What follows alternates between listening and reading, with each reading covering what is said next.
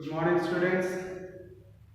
In the last video, we discussed about the inertia, and we have seen that how mass of the body can affect inertia of the body. We saw that mass or the inertia depends on mass of the body. More is the mass, greater will be the inertia. Today we are going to see the kinds of inertia.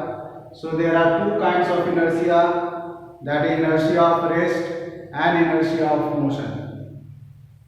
Inertia of rest can be defined as the body tends to remain in the state of rest unless any external force is applied on it.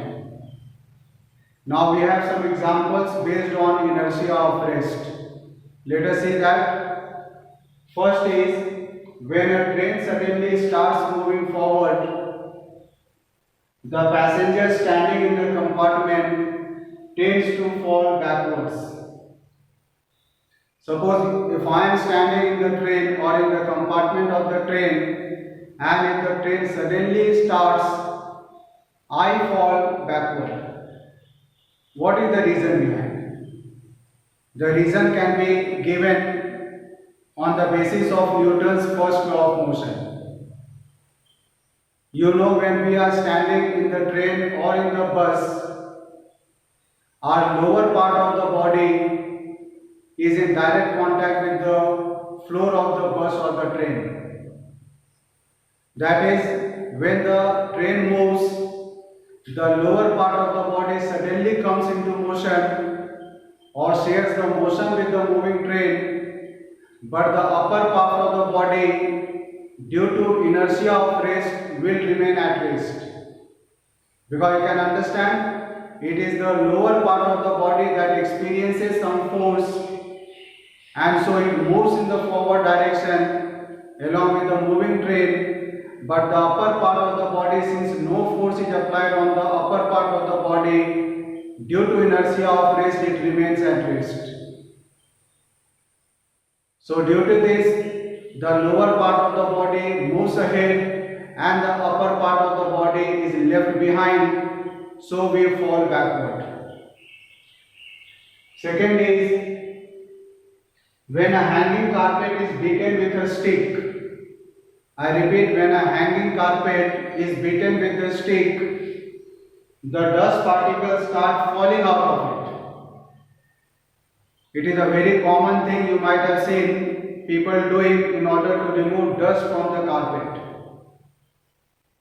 So the carpet is first hung and then it is beaten with the stick. We see the dust particles coming out. Now it can be understood again from Newton's first law of motion that when we beat or when we hit the carpet with the stick, the part of the carpet which is struck with the stick comes into motion, and the dust particles settle in the fur of the carpet remains at rest due to inertia of rest. So the carpet moves ahead and the dust particles comes out of the carpet and falls down due to the earth's gravity. We are now going to see a few more examples on inertia of rest.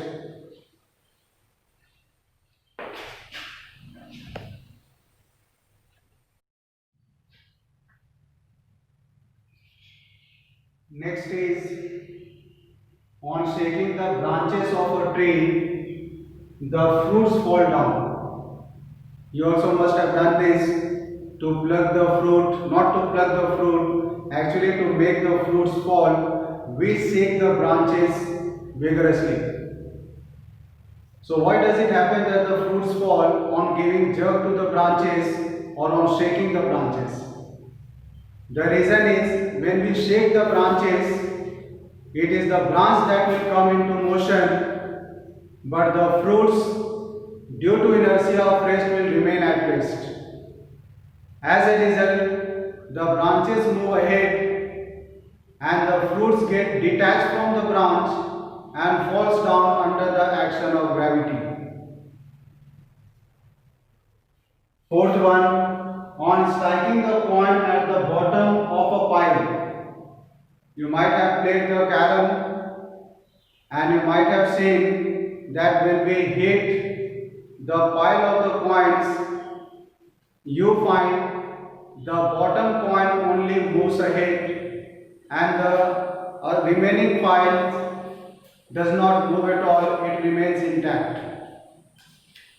So the reason can be understood again on the basis of Newton's first law of motion. The reason is when we hit the pile of the coin, the bottom of the pile actually experiences force and it comes into motion, and the remaining coins in the pile due to inertia of rest will remain at rest. It does not get moved. Since no force has been applied on remaining coins of the pile, so it remains in the same state, it remains intact, and it is only the bottom coin that after getting hit by the striker comes out of the pile and moves out.